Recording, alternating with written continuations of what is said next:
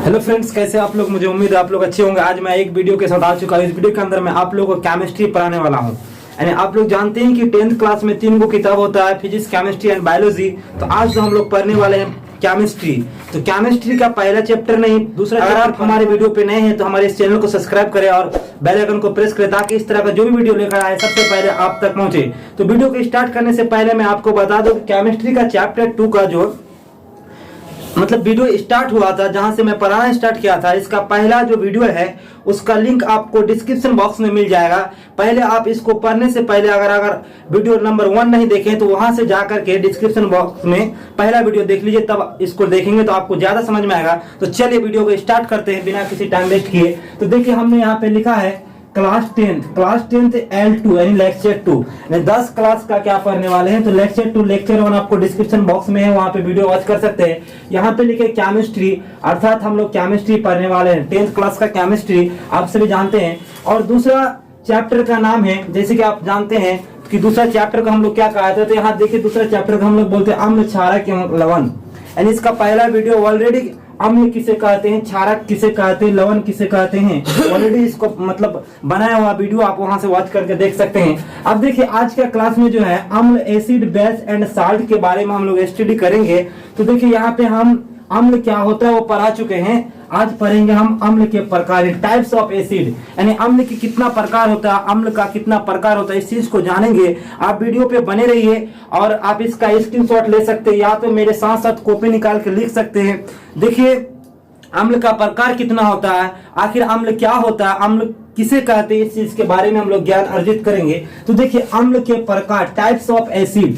अम्ल का 2 प्रकार होता है, यानी टाइप्स ऑफ एसिड। तो there are 2 types of acid, यानी अम्ल का 2 प्रकार होता है, जिसको हम लोग पहला नंबर पे यहाँ पे लिखे परवल अम्ल। यानी परवल अम्ल को इंग्लिश में स्ट्रॉन्ग एसिड कहते हैं। परवल अम्ल को इंग्लिश में क्या कहते हैं, स्ट्रॉन्ग एसिड कहते हैं। उसी तरह दूसरे नंबर पे देखिए दुर्बल अम्ल, जिसको हम लोग वीक एसिड कहते हैं।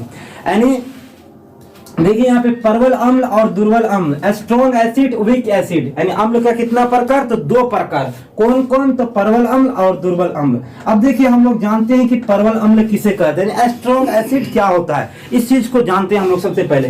तो मैं देखिए यहाँ पे परवल अम्ल लिख करके स्ट्रॉन्ग एसिड, इसका परिभाषा लिखा है, बहुत ही आसान तरीके से लिखे हैं, आपको समझ में आ रहा होगा कि जब किसी भी अम्ल को जल में घुलाकर, यानी जब अम्ल को जल में घुलाकर क्या करते हैं, पूर्णतः हाइड्रोजन आयन यानी H+ उत्पन्न करता है, तो उसे हम लोग क्या कहते हैं, परवल अम्ल कहते हैं। एग्जाम्पल के तौर पर आप देख सकते हैं यहाँ पे लिखे है H2SO4, NH3, HCl एक्सेट्रा। ये सब क्या है, तो परवल अम्ल का एग्जाम्पल है। इसको आप अच्छी तरह से इसका एग्जाम्पल को याद कर लेंगे। अब देखिए कि आपको समझ में आया कि सिर्फ और सिर्फ, अब देखिए दूसरा नंबर पे हमने लिखा है दुर्बल अम्ल यानी वीक एसिड।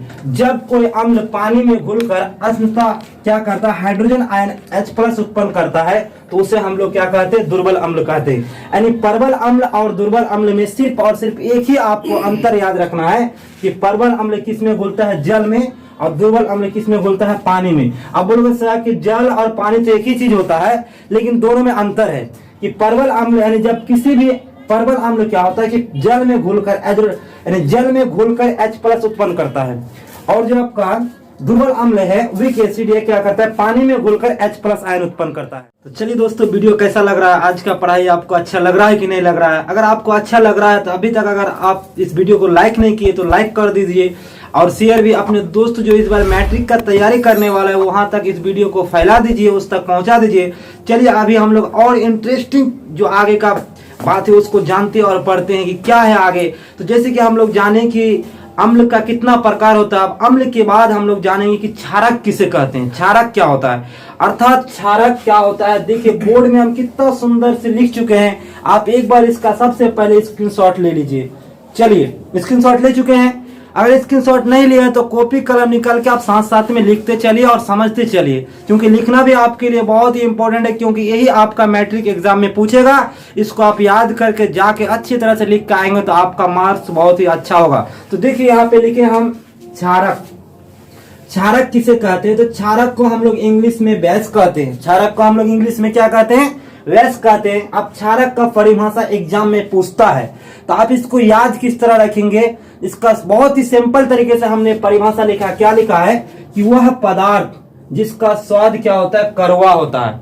यानी क्षारक वह पदार्थ है जिसका स्वाद अगर आप जीभ में लेकर के चाखेंगे तो इसका स्वाद आपको कड़वा महसूस होगा। यानी एक होता है खट्टा, एक होता है कड़वा। यानी अम्ल जो होता है वो खट्टा होता है और क्षारक जो होता है वो क्या होता है, कड़वा होता है। तो पहला आप याद कर सकते हैं कि वह पदार्थ जिसका स्वाद क्या होता है, तो कड़वा होता है। आगे देखिए हम लिखे हैं, जो लाल लिटमस पत्र को नीला कर दे।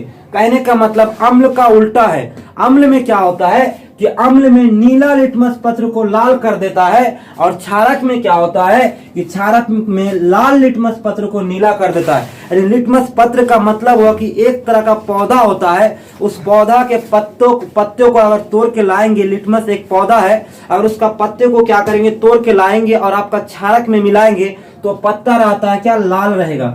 और लाल जैसे क्षारक मिलाएंगे उसका रंग चेंज करके क्या हो जाएगा, नीला हो जाएगा। आगे देखिए, आगे लिखिए, जो जल में घुलकर, यानी किसी भी क्षारक को जब हम जल में घुलाएंगे तो जल में घुलकर क्या करता है, हाइड्रो ऑक्साइड यानी OH माइनस, यानी आपका अम्ल क्या करता है, अम्ल जल में घुलकर हाइड्रोजन आयन यानी H प्लस उत्पन्न करता है। और ये जो हाइड्रो ऑक्साइड, जो क्षारक है, ये हाइड्रो ऑक्साइड यानी OH माइनस उत्पन्न करती है, उसे हम लोग क्या कहते हैं, क्षारक कहते हैं। तो देखिए आप एक तरफ से इसका परिभाषा इस तरह याद कर सकते हैं कि वह पदार्थ जिसका स्वाद कड़वा हो, जो लाल लिटमस पत्र को नीला कर दे, जो जल में घुलकर हाइड्रोजन ऑक्साइड OH यानी उत्पन्न करती है, उसे हम लोग क्या कहते हैं, तो क्षारक कहते हैं। तो अच्छा लग रहा होगा, आपको समझ में आ रहा होगा। मैं आपको और अच्छा तरीके से समझाने का प्रयास करता हूँ। देखिए आगे क्या लिखेंगे, आप इसका एग्जाम्पल के तौर पे याद कर सकते हैं। जैसे हम लोग क्या कहते हैं, एग्जाम्पल EX में हम लिखे चूना, साबुन, यानी आप जो चूना देखे होंगे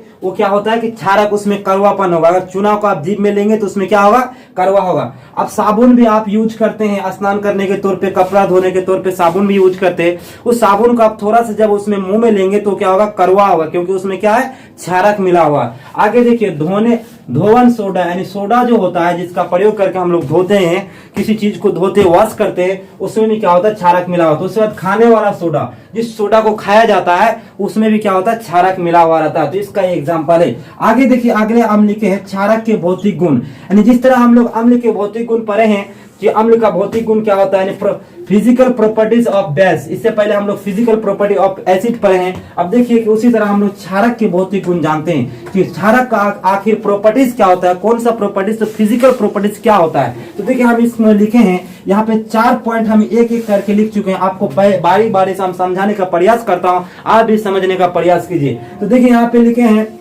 इसका जलीय विलयन क्या होता है, स्वाद में कड़वा होता है। यानी आप इसका परिभाषा से ही इसका फिजिकल प्रॉपर्टीज को लिख सकते हैं। अगर आपको परिभाषा याद है तो आप इसका प्रॉपर्टीज को लिख सकते हैं, क्योंकि एग्जाम में पूछ सकता है कि क्षारक के भौतिक गुण को लिखे, क्षारक के भौतिक गुण के लिखे, तो आपको याद रहेगा तभी आप लिख सकते हैं। तो देखिए यहाँ पे लिखा हुआ पहला नंबर पे, इसका जलीय विलयन का स्वाद कड़वा होता है, 1 नंबर पे आप लिख दीजिए। दूसरा नंबर पे आप लिख सकते हैं कि यह जल या लाल लिटमस पत्र को क्या कर देता है, नीला कर देता है। तीसरा नंबर पे आप लिख सकते हैं, यह जल में घुलकर हाइड्रो ऑक्साइड यानी हाइड्रोक्साइड आयन OH माइनस उत्पन्न करता है। और चौथा लिख सकते हैं कि यह विद्युत का क्या होता है, कुंचालक होता है। कहने का मतलब इसमें विद्युत प्रभावित नहीं होगा।